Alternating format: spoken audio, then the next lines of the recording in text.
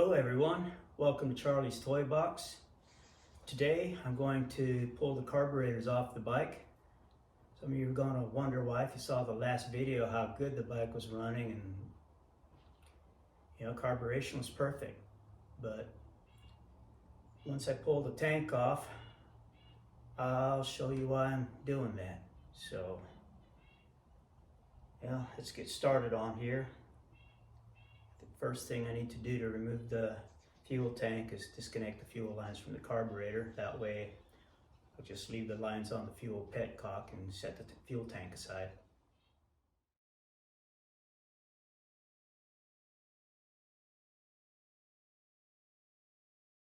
Okay, let me show you.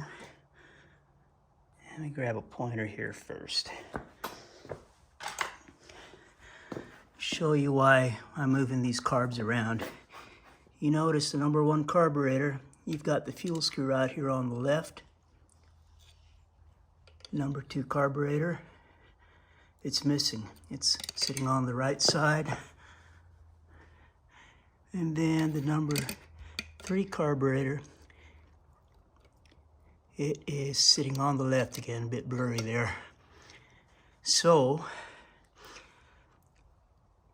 your 1 and 2 carburetors are supposed to have this fuel screws on the left side, so you could adjust them both easily. The number 3 carburetor is supposed to have the fuel screw.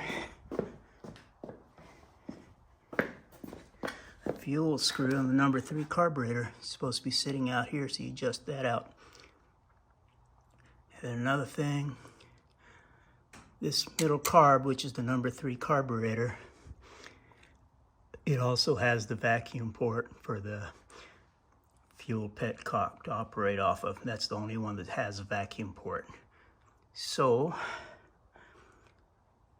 guess now I have to remove the enricheners, then remove the slides, the cables. I want to be sure to keep the same slides with the same carburetors when I pull them off the top, so I'll just disconnect it from the cables, all of them from the cables, and make sure that the slides stay with the carburetors as good as she's running.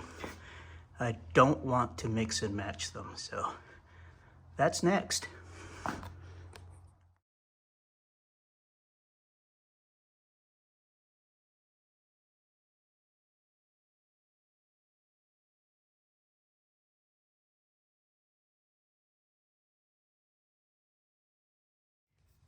Okay, what we have here is on this carburetor. The enrichener plug is stuck in there. It's kind of seized. This was, when I was getting them all freed up, this was the last one that started moving, it was seized up really well. I had to soak, kept putting penetrating oil in from the top, and it took a good week for it to start moving. Well, it moves, but there's enough of it that's still plugged in there, so I'm just going to work on the other 2 carbs and put some penetrating oil in here. Let it soak for a while. Hopefully this will free up today. I don't want to force it. I don't want to have to buy new enrichener cables. So the other 2 came out nice and easy. So we'll just let that soak. So another thing, before I do pull the tops and pull the carbs off, I want to just get a rough measurement of how high the throttle slides are. So you could do that with the shank of a drill bit. When I first went to balance out the carbs, I set the carb heights with a drill bit and then adjusted the idle accordingly, but that way they were all level, as long as you give them all the same adjustment. So it's a good starting point. So what I want to do is take a measurement, that way I know where I'm at before I pull the carbs. That'll give me a baseline for getting the carbs set up again when I put them back together and put them on the bike. All right, got my drill bits out here, and the first one I pulled out is a 13/16, so I'm going to use the smooth end. Basically, I'm just going to put it there and down at the bottom at the middle. And you know what? That's perfect. Just like using a feeler gauge to adjust valves. And that drill bit, that's oh, what is it? No, that's a 3/16 drill bit, and that's the perfect height on those slides. So when I put the carbs back together, I will set all the slide heights identical at 3/16. So I'll write that down and take note what that is. Okay, I took down the settings for the slide heights, so give this a couple tugs. Next thing to do then is to unscrew the top so I can take the slides out and disconnect it from the throttle cables.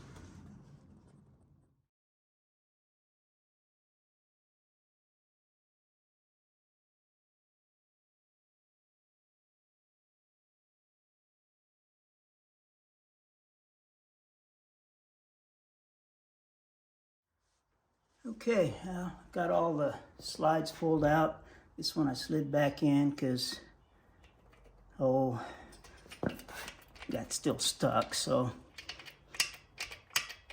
I'll work that a little bit.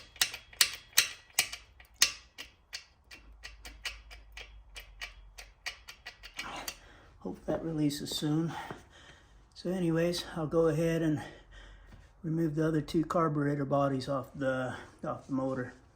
Okay, so I forgot to hit record when I was removing the other two carburetors.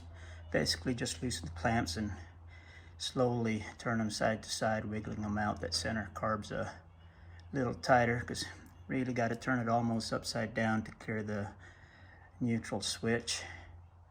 So when I do open up ports like that, I will stuff them with rags. I don't want anything falling in them or crawling in them. So until this loosens up here, we'll just let it sit, put a little more penetrant every day and wiggle it every day and see how long it takes to come out. It's good to have patience, no rush, because it's a lot easier to get it out in one piece and have to spend the money to get all new enrichener cables. So off to the next stage of this. All right, I just got the enrichener finally pulled out of the number 3 carb. So Sunday I just sprayed a bunch of penetrating oil in there and let it soak. And today is Tuesday afternoon. You know, I lifted it up and down a little bit. It's still stuck in there, and I took the heat gun, heated up right around here at the carb body about here. And then once I got it nice and hot, right underneath this part here, in the little opening that was in there, I went and sprayed some penetrating oil in there again to cool off the enrichener piston really quick. So in case that expanded, it cooled it off to shrink that a bit, and then I was able to pull it right out. I tried pulling it out before I heated it. It wasn't coming out. So whatever you do, have patience.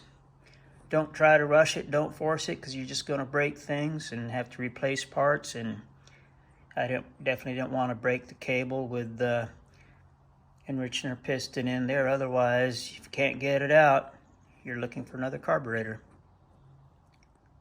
Now we can proceed. Hey everyone, the carbs all out of the bike, but before I put them back on in the correct order, I want to go through the carbs, check out all the jets, write down all the specs I have on it. And as great as the bike is running, it's always a little bit of curiosity, so I'm going to see if I can find one-step richer main jets and also one-step richer pilot jets. You know, I'm down at 1 turnout on the pilot jets to richen them. And if I go below 1 turn to richen them, you know, I want to step up the size of the jet. I don't like going down below 1 turn. Just like if I have to lean them out, if I have to go out to 2.5 turns out to lean them out, I will go to a leaner jet. So I try to stay between the 1 and 2 turns out and change the jets accordingly. So I'm at 1 turnout right now for richness on the pilot. I'm right at the line, so like I said, I'll go 1 step richer and see how that works out and decide which size of those 2 jets I'm going to run. The main jet, I want to go 1 step richer and see how that runs. If it runs any better, if it slows down, that way I'll find the perfect and more safe jet to use on the top end. Those, I'd rather keep reliability than total power out of the bike. So that'll be the next step.